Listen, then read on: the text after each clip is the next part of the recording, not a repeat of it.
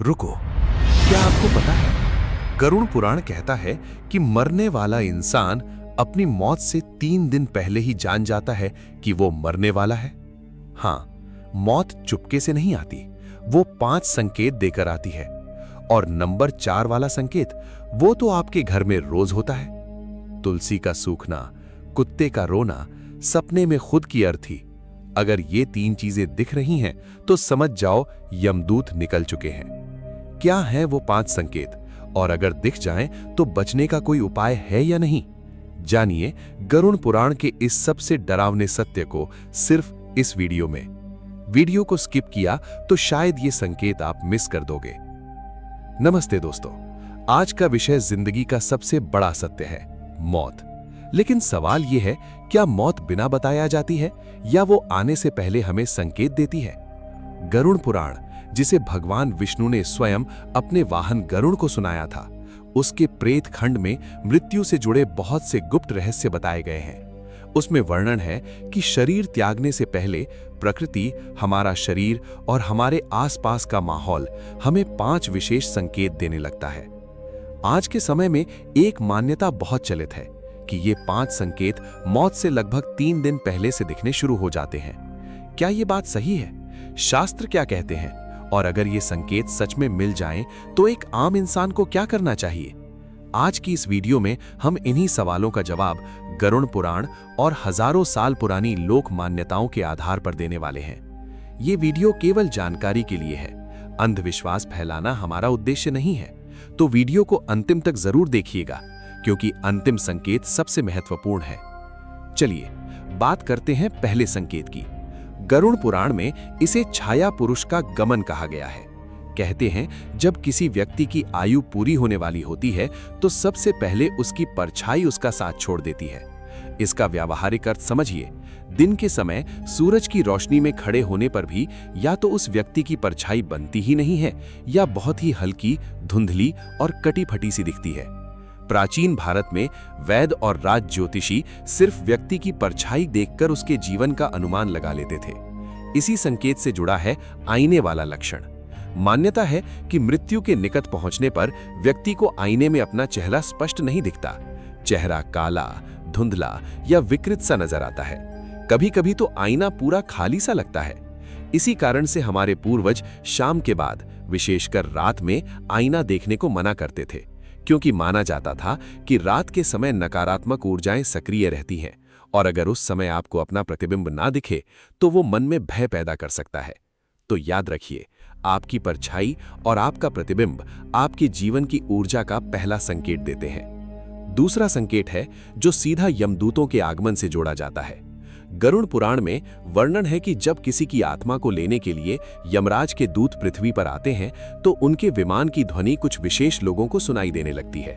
व्यक्ति को अपने कान में लगातार घंटी बजने की आवाज या तेज हवा के सांव सांव करने की ध्वनि सुनाई देती है। कमरे में पूरा सन्नाटा होता है लेकिन कान में शोर बना रहता है। आधुनिक विज्ञान इसे टिनाइटिस का नाम देता है, लेकिन आध्यात्मिक दृष्टि इसे यमदूतों के आने की आहट मानती है। इससे भी अधिक चिंता का विषय है रात के समय अपना नाम सुनाई देना। सोचिए, आप गहरी नींद में हैं और अचानक कोई आपको नाम से बुलाता है। आप उठकर दरवाजा खोलते हैं लेकिन बाहर कोई नहीं होता। लोक मान्यता बहुत स्पष्ट है, कहती है कि ये आत्मा को दिया गया बुलावा होता है। और सबसे कठोर नियम यह है कि भूल कर भी उस अनजानी आवाज का जवाब नहीं देना चाहिए, पलट कर नहीं देखना चाहिए, क्योंकि जवाब देते ही माना जाता है कि आपने बुलावे को सहा। तीसरा संकेत है घर की तुलसी का अचानक सूख जाना। सनातन धर्म में तुलसी को माता का दर्जा प्राप्त है। वो विष्णु प्रिया है। जहां तुलसी हरी भरी रहती है वहां माता लक्ष्मी का नित्य वास माना जाता है। लेकिन मान्यता है कि जब किसी कार कर लिया। अब बात करते हैं तीसरे संकेत की, जो हमारे घर के अंदर घटता है। तीसरा संकेत है घर की तुलसी का अचानक सूख जाना। सनातन धर्म में तुलसी को माता का दर्जा प्राप्त है। वो विष्णु प्रिया है। जहां तुलसी हरी भरी रहती है वहां माता लक्ष्मी का नित्य वास माना जाता है। लेकिन मान्यता है कि जब किसी परिवार के मुखिया पर या किसी भी सदस्य पर मृत्यु का संकट मंडराने वाला होता है तो तुलसी माता सबसे पहले इसका संकेत दे देती है। बिना पानी की कमी के, बिना तेज धूप के हरी भरी तुलसी 2 से 3 दिन के अंदर पूरी तरह पीली पड़कर सूख जाती है। मेरी दादी कहती थी कि उनके जमाने में तुलसी के सूखते ही पूरे घर में भजन कीर्तन शुरू हो जाता था, क्योंकि ये घर की जीवित ऊर्जा के समाप्त होने का सबसे बड़ा संकेत माना जाता था। इसलिए शास्त्र कहते हैं रोज तुलसी में जल चढ़ाओ, शाम को दिया जलाओ, क्योंकि जब तक तुलसी हरी है घर सुरक्षित है। अगर आपके घर की तुलसी भी बिना वजह सूख रही है तो इसे बिल्कुल भी नजरअंदाज मत करिएगा। चौथा संकेत है रात के समय कुत्ते का रोना या विलाप करना। आपने ये कहावत तो सुनी ही होगी कि कुत्ता रोता है तो मोहल्ले में मौत होती है। विज्ञान कहता है कि कुत्तों की सुनने की शक्ति बहुत तेज होती है, लेकिन गरुड़ पुराण और लोक मान्यता ये कहती है कि कुत्तों और बिल्लियों को वो चीजें दिखती हैं जो इंसानी आंख नहीं देख सकती। जब यमदूत किसी की आत्मा लेने आते हैं तो उनकी भयानक ऊर्जा को देखकर जानवर डर से रोने लगते हैं। मान्यता के अनुसार अगर कोई कुत्ता आपके घर के मुख्य द्वार की तरफ मुंह करके रो रहा है तो समझो चेतावनी उसी घर के लिए है, और अगर वो आसमान की तरफ देखकर विलाप कर रहा है तो किसी की असामयिक मृत्यु का योग बनता है। कहा जाता है कि ये घटना मौत से 3 दिन पहले से आरंभ हो जाती है। इसलिए पुराने समय में रात को कुत्ता रोने पर लोग तुरंत उठकर हनुमान चालीसा का पाठ करते थे, ताकि नकारात्मक शक्ति घर में प्रवेश न कर सके। अब बात करते हैं 5वें और अंतिम संकेत की, जो सबसे गहरा है। 5वां संकेत है मृत्यु से पूर्व आने वाले विचित्र और डरावने सपने। स्वप्न शास्त्र कहता है जब आत्मा को शरीर छोड़ने का समय निकट आता है तो वो व्यक्ति को सपनों के माध्यम से आने वाले समय के लिए तैयार करने लगती है। सबसे कॉमन सपना है खुद की अर्थी देखना, या खुद को शव के रूप में जमीन पर लेटा हुआ देखना, या अपने घर में भीड़ और रोते बिलखते हुए परिवार को देखना। मान्यता है कि ये आत्मा का अपने शरीर से अलग होने का रिहर्सल है। आत्मा शरीर को त्यागने से पहले उस घटना को एक बार सपने में जी लेती है। दूसरा प्रकार का सपना है मृत पूर्वजों का दिखना। कई लोग बताते हैं कि मरने से कुछ दिन पहले उनके दादा दादी या माँ बाप जो इस दुनिया में नहीं है वो सपने में आकर उन्हें बुलाते हैं, कहते हैं बेटा अब समय पूरा हुआ, चलो हमारे साथ। तीसरा सपना है खुद की बारात देखना। भारतीय संस्कृति में मौत को महाप्रयाण यानी आखिरी यात्रा कहा गया है, इसलिए सपने में बारात देखना आत्मा की विदाई का संकेत माना जाता है। गरुड़ पुराण कहता है कि ये सपने डराने के लिए नहीं बल्कि चेतावनी देने के लिए आते हैं, ताकि व्यक्ति अपने बचे हुए समय को व्यर्थ ना गवाकर भगवान के भजन और पुण्य कर्मों में लगा दे। अगर लगातार 3 रातों तक ऐसे सपने आए तो इसे जीवन की अंतिम चेतावनी समझना चाहिए। अब सबसे जरूरी सवाल, अगर ये संकेत दिख जाएं तो क्या करें? क्या मौत को टाला जा सकता है?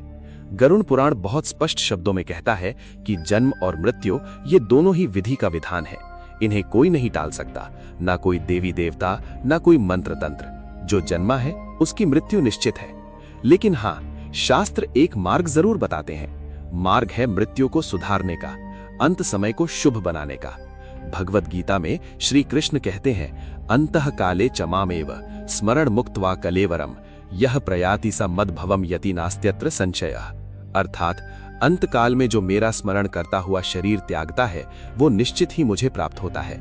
इसलिए शास्त्र का आदेश है कि संकेत मिलते ही सब मोह माया त्याग कर भगवान विष्णु के ओम नमो भगवते वासुदेवाय महामंत्र का जाप शुरू कर देना चाहिए।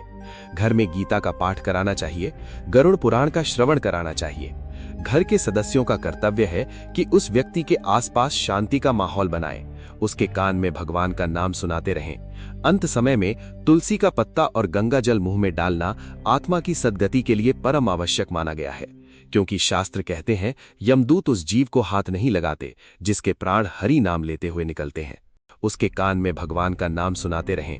अंत समय में तुलसी का पत्ता और गंगा जल मुंह में डालना आत्मा की सद्गति के लिए परम आवश्यक माना गया है, क्योंकि शास्त्र कहते हैं यमदूत उस जीव को हाथ नहीं लगाते जिसके प्राण हरि नाम लेते हुए निकलते हैं। तो दोस्तों, ये थे गरुड़ पुराण और लोक मान्यताओं पर आधारित मृत्यु से पहले मिलने वाले 5 संकेत। अंत में फिर दोहरा दूं, इस वीडियो का उद्देश्य केवल आपको धार्मिक ग्रंथों की जानकारी देना है, डराना या अंधविश्वास फैलाना नहीं है। अगर वीडियो ज्ञानवर्धक लगी हो तो लाइक और सब्सक्राइब करके धर्म का प्रचार करें। कमेंट में जय श्री राम या जय श्री कृष्ण लिखकर अपना आशीर्वाद दीजिए। मिलते हैं अगले सोमवार एक और सनातन रहस्य के साथ। तब तक के लिए ओम शांति, जय श्री राम।